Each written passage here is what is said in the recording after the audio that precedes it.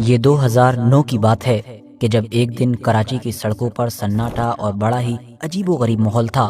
اس دن کراچی کے لیاری کے سب سے بڑے گینگسٹر، سب سے بڑے ڈون رحمان ڈکیت کی موت ہو چکی تھی۔ لوگوں کے دماغ میں اب یہی سوال تھا کہ کرائم کی اتنی بڑی دنیا کہ جو رحمان ڈکیت نے مرنے سے پہلے کھڑی کر دی ہے، اس کو اب کون سنبھالے گا؟ مطلب رحمان ڈکیت کی خالی ہونے والی کرسی پر کون بیٹھے گا؟ رحمان ڈکیت کی موت کے بعد اس کی اس کرائم کی دنیا کے دو دعوے دار تھے، پہلا بابا لاڈلا اور دوسرا عزیر بلوچ۔ کہنے کو تو آخری سالوں میں یہ دونوں ہی لوگ رحمان ڈکیت کے کافی قریبی ہوا کرتے تھے، مگر ان میں سے جہاں ایک طرف یہ جو بابا لاڈلا تھا یہ بالکل رحمان ڈکیت کی طرح ہی کافی خطرناک سمجھا جاتا تھا، ٹارچر، ٹارگیٹ کلنگ، انہی ساری چیزوں کے لیے مشہور تھا، تو وہیں دوسری طرف یہ جو عزیر بلوچ تھا یہ تو صاف ستھرے کپڑے پہننے والا بہت قابل اور پڑھا لکھا انسان تھا۔ دیکھ کر ایسا ہی محسوس ہوتا کہ یہ تو کوئی سیدھا سادہ کسی کمپنی میں جاب کرنے والا انسان ہے، اسی لیے لوگوں کو امید تھی کہ شاید بابا لاڈلا ہی اس گینگ کا سردار چنا جائے گا۔ مگر اس وقت پورا کراچی حیران رہ گیا کہ جب یہ پتا چلا کہ عزیر بلوچ کو اگلے سردار کے طور پر چن لیا گیا ہے۔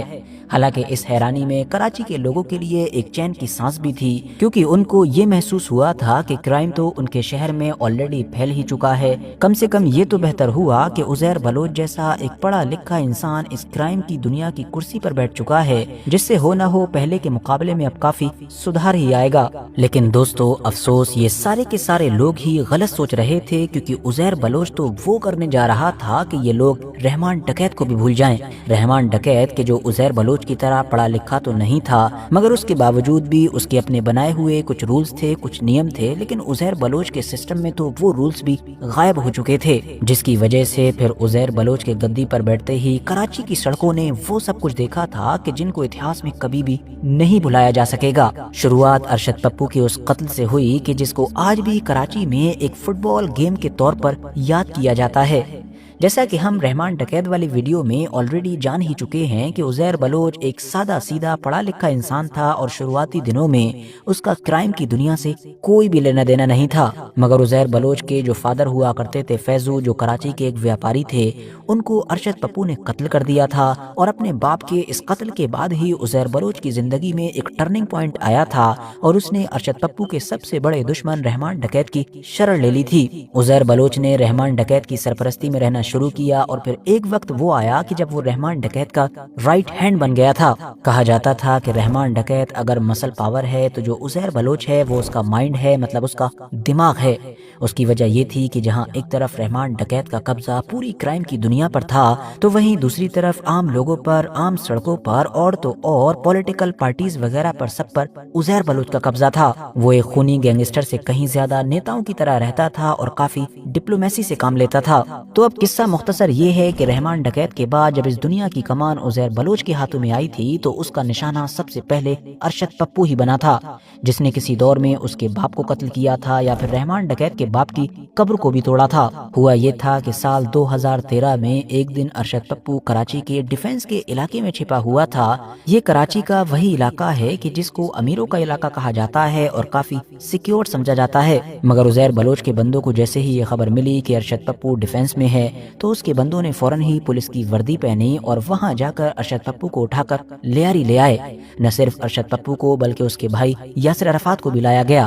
رات کا وقت تھا، کراچی کی گلیوں میں بھیڑ لگ چکی تھی، لوگ ارشد پپو اور اس کے بھائی یاسر عرفات کا تماشا دیکھ رہے تھے، اور ان دونوں کے سامنے کھڑے ہوئے تھے عزیر بلوچ اور اس کا جو کمانڈر تھا، مطلب کہ بابا لاڈلا۔ سب سے پہلے تو کافی دیر تک ان لوگوں کو ٹارچر کیا گیا اور ان کے چیخنے چلانے کی آوازیں لیاری کی گلیوں میں گونجتی رہیں۔ اس کے بعد ارشد پپو کے سر کو کاٹ دیا گیا، اور جب یہیں پر ان لوگوں کا من نہیں بھرا تو ان لوگوں نے اس کا کٹا ہوا جو سر تھا اس کو زمین پر رکھا اور ٹھوکریں مار مار کر مانو فٹ بال کھیلنا شروع کر دیا۔ سر کے علاوہ جو بچی ہوئی باڈی تھی اس کو گدھا گاڑی پر ڈال کر لیاری کی تمام گلیوں میں گھمایا گیا۔ اس کے بعد اس باڈی کے ٹکڑے کر دیے گئے، ان کو جلایا گیا، اور جلانے کے بعد جو راکھ بچی تھی اس کو سبھی کے سامنے گٹر میں بہا دیا گیا۔ ساتھیوں صاف ہے یہ کچھ ایسا ہو رہا تھا کہ جو رحمان ڈکیت کے دور میں بھی نہیں دیکھا گیا تھا۔ 2009 میں رحمان ڈکیت کی گدی سنبھالنے کے بعد سے ہی عزیر بلوچ کا انفلوئنس بڑی تیزی کے ساتھ بڑھنا شروع ہو چکا تھا۔ کرائم کی دنیا پر تو اس کی پکڑ تھی ہی، مگر پولیٹکس میں بھی اب اس کا دبدبہ کم نہیں تھا۔ اس کے اثر و رسوخ کی وجہ سے ہی اب پاکستان کی ایک بڑی اور اہم پارٹی اس کو پوری पूरी तरीके से सपोर्ट दे चुकी थी। कराची की राजनीति में तो उसकी इजाजत के बगैर मानो पत्ता भी नहीं हिलता था। मगर साथियों 2012 आते आते जब पाकिस्तानी गवर्नमेंट को ये महसूस हुआ कि पानी अब सर से ऊपर जा रहा है तो उसने एक ऑपरेशन लॉन्च किया। इस ऑपरेशन की जिम्मेदारी दी गई थी मशहूर एसएसपी चौधरी असलम को।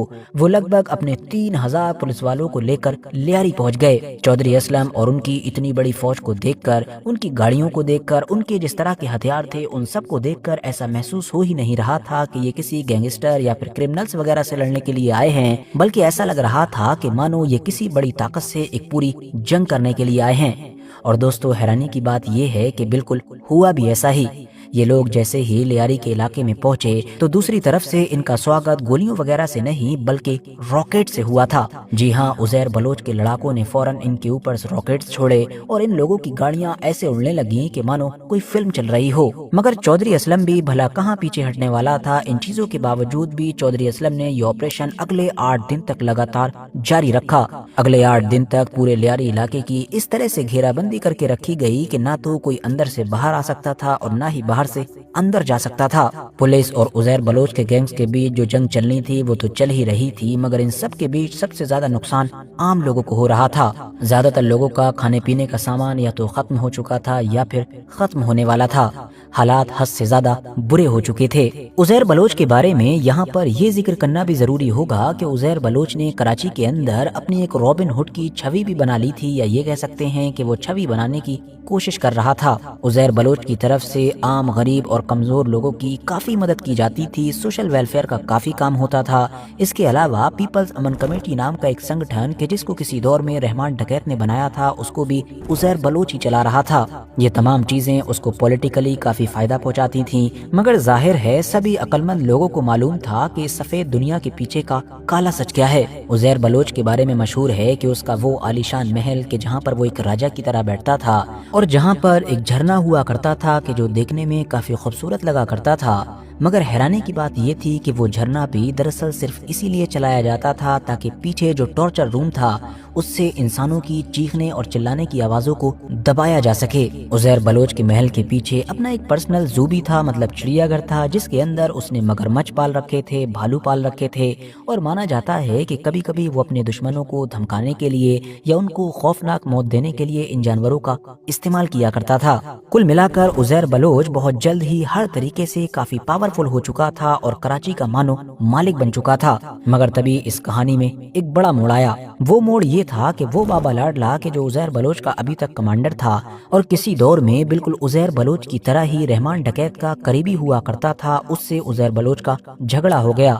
पैसों वगैरह को लेकर होने वाली नोकझोंक का नतीजा ये हुआ कि ये दोनों अलग अलग हो गए। कराची भी 2 टुकड़ों में बढ़ गया, मतलब आधे पर अब बाबा लाडला का कब्जा और आधे पर उजैर बलोच का कब्जा। नतीजा ये हुआ कि इन दोनों ग्रुप्स के बीच अब गैंग वॉर शुरू हो गई। आए दिन अब कराची के लोगों को किधरी न किधरी से गोलियों की आवाजें सुनाई देने ही लगती थी। हालात यहाँ पहुँच गए कि उजैर बलोच ने अब बाबा लाडला को ही निपटाने का फैसला कर लिया। एक फुटबॉल मैच के जिसको बाबा लाडला देखने के लिए गया था उसमें बॉम्ब ब्लास्ट करवाया गया ताकि बाबा लाडला को खत्म किया जा सके। उस बॉम्ब ब्लास्ट में बाबा लाडला तो बच गया, मगर 7 से 8 ऐसे आम लोग के जिनका इन चीजों से कोई लेना देना नहीं था, उनकी मौत हो गई। बाबा लाडला बच चुका था, गुस्से से खौल उठा था, उसने भी बदला लिया और उजैर के करीबी साथी जफर बलोच को गोलियों से भून डाला। ये जंग अब और भी ज्यादा खूनी हो गई थी और रिपोर्ट बताती है कि सिर्फ 1 साल के अंदर इस गैंग वॉर की वजह से कराची के अंदर लगभग 800 लोगों की मौत हुई थी। अब यहाँ पर ध्यान देने वाली बात ये है कि ये वो दौर आ चुका था कि जब कराची के अंदर धीरे धीरे तालिबान ने भी